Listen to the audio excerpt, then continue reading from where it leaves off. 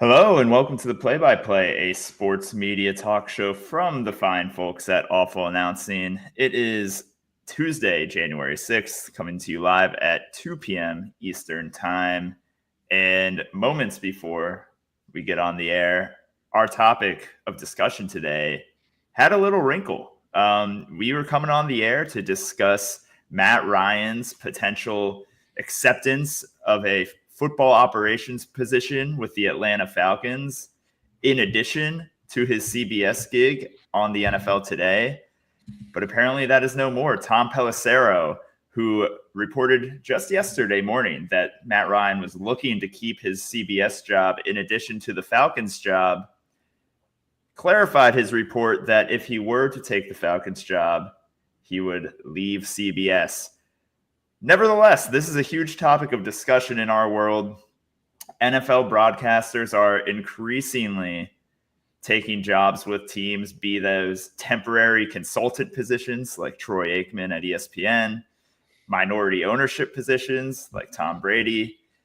So we have Sam Newman and Brendan Clean on here to discuss. Sam, I want to start with you because you wrote a great column that went out this morning in our newsletter on the website about what these conflicts of interest really mean in the grand scheme of things, kind of the big picture of networks allowing their top talents, particularly quarterbacks, it seems, to kind of futz around and play legitimate roles in NFL front offices, in ownership positions. What were your main takeaways from just like seeing these reports originally, even though we know that Ryan will actually end up leaving his CBS job if he does take a gig with the Falcons? I mean, I feel like the phrase that we keep coming back to whenever this kind of happens, and I guess this happened 3 times now, is kind of blurring the lines between whether you could be objective or be an analyst. And I guess the takeaway that when you get to these things is like, okay, why does it have to be both? Why can't it be one or the other? I don't think we never necessarily have had this problem before, and you can make an argument that some analysts aren't as objective as others. But I mean, I wrote in my story, Brady has financial stakes on the line for the Raiders to do well. So, and now with this Ryan thing, we kind of let 24 hours pass. I think it kind of happened, maybe reported around, Pelissero reported around this time yesterday afternoon that, he's looking to have both jobs. And, maybe the reality is CBS and Matt Ryan and the Falcons decided that, perception matters more than anything there. But then again, like, as good as Matt Ryan is in the studio, do we think that we should be letting him do both jobs just because people like what he has to say about the Titans or the Jaguars? It's just, we're getting to a point now where we're getting to a point now where I think you have to pick one or the other. I think Brady was necessarily given kind of that carte blanche because he's Tom Brady. And now it's Aikman is a little different because he's consulting, but what does that mean? Is he going to go on Monday Night Football and then just tear to shreds whatever roster that was constructed by the GM that he helped handpick for the Dolphins? I mean, we don't know. So I think the problem is on the surface, it's a bigger issue in perception. And it was with Brady for sure, because we obviously have seen how much of a perception issue is. Is it an issue in reality? I think that's kind of remains to be seen, especially with Aikman. And now, I mean, reality says that Matt Ryan is not going to get to do both. So, yeah, I think we're getting to the point where unless your name is Tom Brady, you got to pick one or the other. Brendan, I kind of want to dig in on how this Matt Ryan situation unfolded because it seems like there had to be some shred of truth to the fact that Ryan wanted to do both jobs, at least as little as 24 hours ago. Do you think the reporting around this and kind of the pushback from the public and from outlets like ours, and you see Pro Football Talk out there beating this drum and others, kind of had either CBS or the Falcons look twice and say, hey, this is probably unacceptable, either from a journalistic independence standpoint, if you're CBS, or if you're the Falcons. Like, you can't, this is a full-time job, right? Like, we can't expect you to be gone every Sunday. Well, that's the part of it, right? Is like, I do think because it was Tom Pelissero in both cases that he was probably following up on his own reporting and heard from similar sources about the ultimate unraveling of this, or the fallout of this negotiation, these interviews, everything else. Like, I buy it more because it was coming from him in both cases. And that tells me that yesterday it probably was true that Matt Ryan was anticipating doing both things, and it's no longer true. So what changed? I mean, I don't know. Like, I went on the Falcons subreddit before we got on just to see if there's any discussion of this, right? And I went to the two main threads with the most comments about the news updates regarding the interest and then the interviews and all of it. And I did Command F CBS. One comment out of like 200-300 total over the past couple days. People don't care about this, right? And so in one case, I guess you could pat whoever on the back for actually changing their mind with this. But I think the most likely thing is what you just said, Drew, which is just that the Falcons probably said, hey, no, thank you. Like, that's not going to work here. You need to be committed to what you're doing. And he lives in Atlanta as well. So the travel to New York would have been unnecessary and whatever. Maybe it was a matter of increasing his pay to compensate for not doing both, whatever it ended up being, right? But I have a hard time imagining that it was that the conflict of interest stuff got to them. I just really don't believe that that's what happened here, because recent history tells us the exact opposite. And I kind of was thinking, like, comparing this to another very inside baseball story that we covered a couple of years back, where Pat McAfee, the revelations around the fact that he was paying Aaron Rodgers and Nick Saban for their appearances on his show, which at the time were both two active people that he was supposedly also expected to cover, and who were expected to give unbiased answers, and that, you know, at least some semblance of a journalistic practice there with those interviews, right? And it kind of fell away once we learned that he was giving those people money to come do entertainment on his show, and the whole setup was very different than what we thought it was. But again, at that time, I don't think Packers fans, Bama fans, average sports fans cared. I don't think that they cared.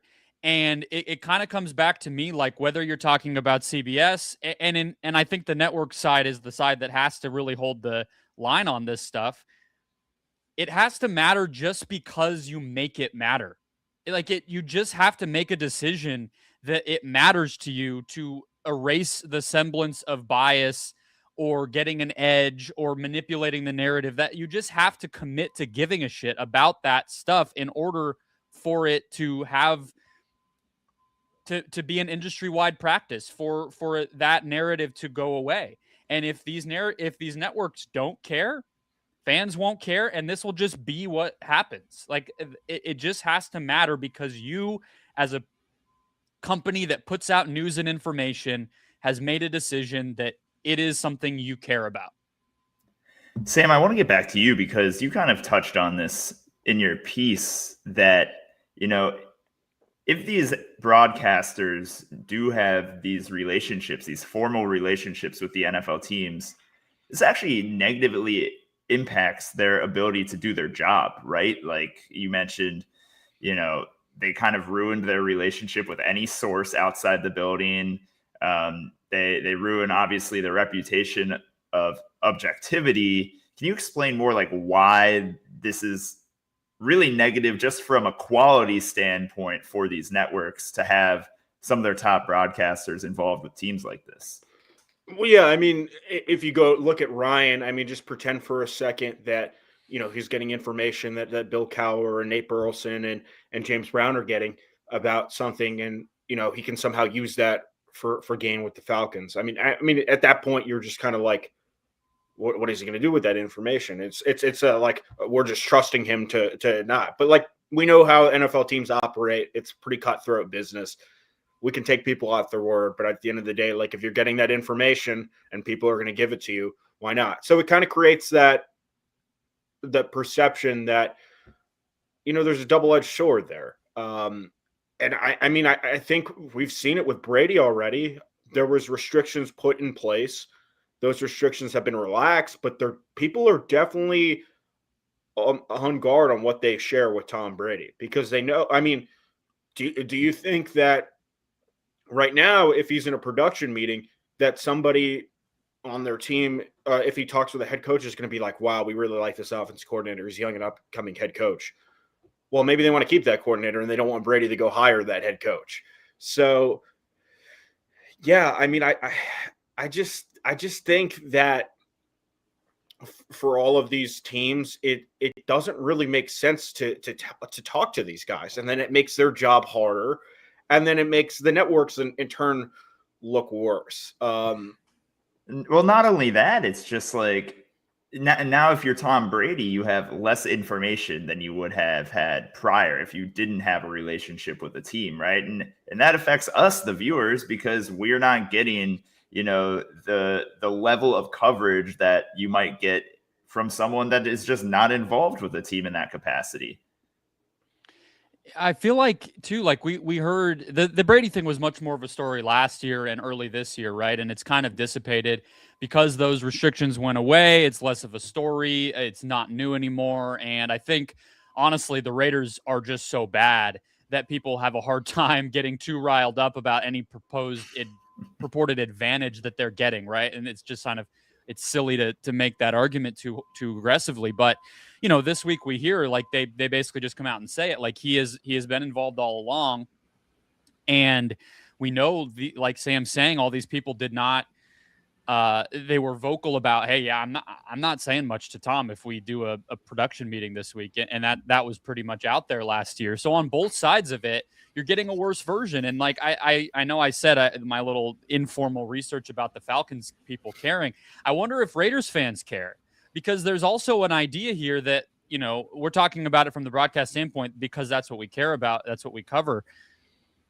You could easily say he's a worse executive by way of having to gallivant across the country every week, calling nonsense games that don't have anything to do with his job as the lead executive of the Raiders, right? And so it's both. It goes both ways. That it's just a worse product on all sides for everybody here. And it kind of like in that way doesn't surprise me that like I went back and reminded myself. Troy Aikman told a story that he had asked Fox at one time when an ownership group approached him while he was there about purchasing a stake. He told this story on the Ryan Russillo podcast last February. And they told him he was okay to do that. And so like this practice probably could have been popularized earlier. It's not a surprise to me that Brady would be the one to blow open the floodgates on it, because he's the only maniac who could convince himself he has the energy and the capacity to do both jobs well, right? And like just say yes to all of it and take all the money that's there and just, norms be damned, or whatever you want to say. And now I just kind of think that that's where we are. But I feel like both sides of that have a case to be made to say, like, we're getting a worse version of Tom Brady. If the Raiders product seems to show that, he's good at best on Fox, but by no means some guy worthy of this level of hoopla, right?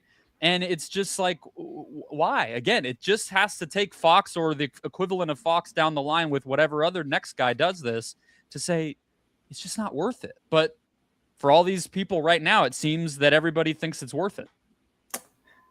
Let's look into our crystal balls a little bit, because I think there's one argument here that, all right, we saw how the Matt Ryan situation unfolded with Atlanta and with CBS, and maybe this discourages people in the future from trying to set up these dual role arrangements between a team and a network. But then there's, of course, the other argument. You see Brady's doing it. Aikman's now doing it in some limited capacity. Maybe there's a threshold of, if you're famous enough, rich enough, respected enough by NFL teams that the door kind of opens even wider, and this becomes more common. Sam, do you think we're going to see more or less of this in the future? I think we're going to see more of it, and then it'll find a way to balance itself out. It's just kind of going back to the point we were talking about, and I think I made this point in what I wrote is, generally speaking, people don't care because these teams suck. Like, nobody cares about Brady because the Raiders are awful. Nobody really cares about Aikman because the Dolphins aren't a threat. And we should also say about Aikman, since we haven't talked about him as much, Andrew Marchand reported he's not getting paid. I do think that is a different element, that they're just calling him up on the phone a few times, or he's flying out to Miami for a day and not having a vested interest in any official way. That does change it, I think, to give Aikman and the Dolphins a little bit of credit. But oh yeah, it definitely does change it. I mean, you're still handpick. I mean, you're still helping pick that the guy there. But I understand your point that you're making there. But yeah, I mean, I feel like I said, coming back to the original point I made, I think it'll balance itself out just because they're like, what's stopping the Eagles from hiring Jason Kelce as like the president of like football operations or something like that. Obviously, Kelsey's making a good chunk of change with ESPN.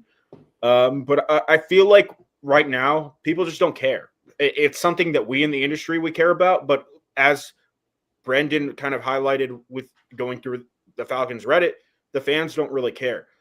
Maybe the fans will start to care if that team does well. Like if Jason Kelce is in charge of the Eagles because Howie Roseman wants to pass the torch and new challenge and become the general manager of Florida, the Florida Gators, because he won a Super Bowl again or whatever. And some word in a crystal ball, it doesn't matter. But if they go like 13-4, aren't people going to be like, wait a second, is he getting like other information? Just considering that like he's still at the ESPN at this time in this scenario. I think I think it'll balance itself out. I mean, obviously we have 3 examples here. One's not getting paid. One is now not going to work at CBS. And then Brady is basically running a football team. So that's not very good. So I think we'll come to a point where it is destined to happen again just because we've relaxed the restrictions on Brady already. And guys are kind of like, why not? And we're kind of all in on the era of player empowerment and former players in media and former players in front offices and all that sort of stuff. I think that's a huge reason it'll continue is there's more athletes in these roles than ever before. There's almost only athletes in all of these roles anymore, right? Like, the original NFL Today cast had, I believe, no former players in it. And you fast forward to now, and that's all there is. And so the idea that somebody in the media would move into a different role or have a formal advisory type of job with anybody, it's like, well, the media is athletes. So, and that those are also the people probably way more likely to take those jobs. They're not going to hire Tony Kornheiser to advise the Washington Commanders on anything, because why would you ever do that? But you might, why not? Who am I to say that he couldn't do a great job picking the next offensive coordinator to replace Cliff Kingsbury? But you know what I mean? It's like, well, yeah, Jason Kelce's the star of that show now, but once upon a time he may not have been. So that is a huge part of why this problem is different. But you said crystal ball, Drew. I want to throw a little different cliche out there, which is a devil's advocate. How is this to just balance our conversation? Like, for instance, Bill Simmons was on NBA Countdown in the NBA draft for ESPN a long time ago, right? A decade ago, whatever you want to say. He's an out and about Boston Celtics homer. He was beefing with Doc Rivers on the air of the draft. He had that viral clip that happened, I think, when they drafted like James Young instead of whoever he wanted in that draft in, I think, 2014. And, it was a vital part of his character and what he brought to the air and what fans honestly expected of him. Right. And like, he doesn't have the same ties because he wasn't a former player or coach, but I wonder what's different in the grand scheme of things when you're talking about, Bill likely had sources and ties to the Celtics organization. He was making no secret of publicizing those and openly rooting for the team he was affiliated with on air. I mean, he's not being paid by the Celtics. That's a big difference. But other than that, Drew, what do you feel like is so different about this arrangement versus that one? Or I'm sure we could come up with others. Well, I think it's just that like Bill Simmons doesn't have any real power to change what the Celtics do or do not do when it comes to their front office or their strategy, right? Like, if you're a Hawks, executive and you're just happen to be talking to Bill Simmons, you're not worried about like divulging information that might get back to the Celtics. Like Bill Simmons is a journalist. Like he's not going to go back and tell any front office executive in Boston, like, hey, here's what the Hawks are looking to do. I think that is like the key difference, right? Is it fair to say then though, but like, is it at least fair to say, because I think that fans maybe see it as similar. I think that the gradual expansion from that, I think Simmons had a big part in opening up the media figures that we know to more of that homerism and bias. Mike Wilbon talking about the Bears every chance he gets on Pardon the Interruption, or any number of other Mike Greenberg with the Jets jerseys every morning on Get Up. Like I think a lot of people attribute that to somebody like Simmons.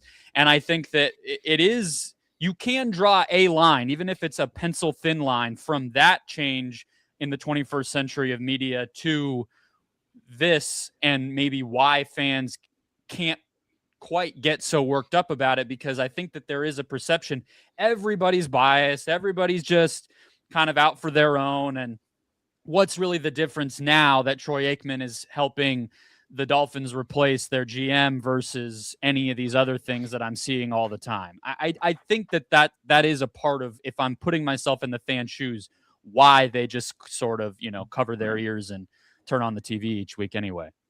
I actually think the better analog here might be looking towards individual sports. Like if you look at tennis analysts or golf analysts, like pretty much without exception, they've all coached a player. They might actively coach a player. They are at least consulting with these players.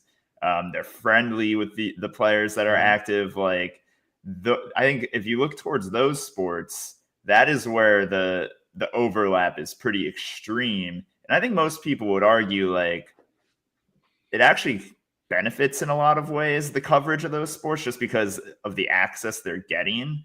But you have to kind of know that these relationships exist. And obviously individual sports are much different in the sense that like strategy isn't really like as big of a deal. Like you're not making roster moves. There's no salary cap, that type of thing. It's all about the individual athlete. But, I think that is where my mind goes to, at least when I look at these conflicts of interest. What I wanted to get back to for a second, because Brendan had mentioned it. Do we think that, we know this because we see our X replies, and granted, the Everything app isn't the real world, but are we at a point where the average fan just views analysts as being unobjective and just biased against them or their team, to the point where like this is stuff where they just can't care enough because they already know that, like, they already but they already have a perception there's bias. So if there's additional bias, they're just like, this is what it is.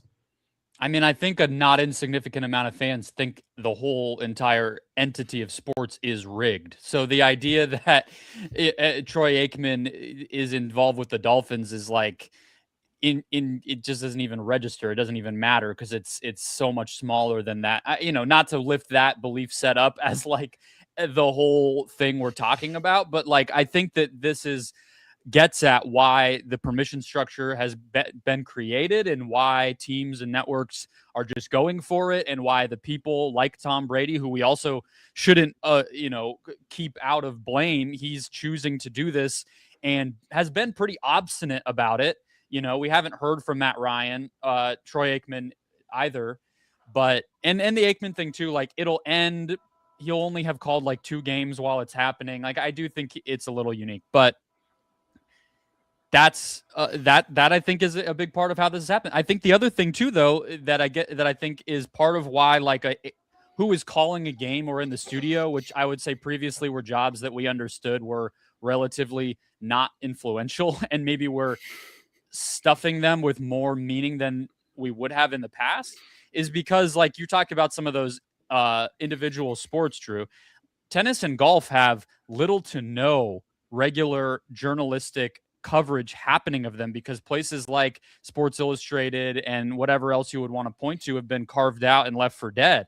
And so suddenly it matters a whole lot more that these people who are some of the only folks who get to cover these sports have these ties to other things, you know, and biases and whatever to get their angles in. Like that stuff, I think, is a lot more amplified when there's just fewer people who have the privilege of even getting to have proximity to these sports in anything like approximating journalism, you know? And I think that that's a large part of how we got here too. Yeah, I think that's a great point. Sam, unless you have anything else you want to get to, I think this is a great stopping point here. Yeah, the only thing I just wanted to add is I think another thing with the Aikman thing is just because it happened to coincide with like 2 weeks. I don't even know if it was 2 weeks earlier with him just absolutely destroying Mike McDaniel on air. Yeah. And then 2 weeks later, he's like, wow, 2 weeks later, he could be hiring somebody who's going to fire Mike McDaniel. So I think had that not happened, maybe this wouldn't have been viewed like that. But McDaniel literally had the answer about like, have him and Aikman clear the air. Like, So I think it's just things like that are going to get in the way. But I think the Aikman thing became more of a thing because of that. I think we're just like, oh, whatever. But now that we know he's not getting paid and that it's just really maybe like taking a couple of phone calls from Stephen Ross to be like, what do you got for me? Probably not as big of a deal. But again, what do we keep coming back to? Perception matters more than anything in this business.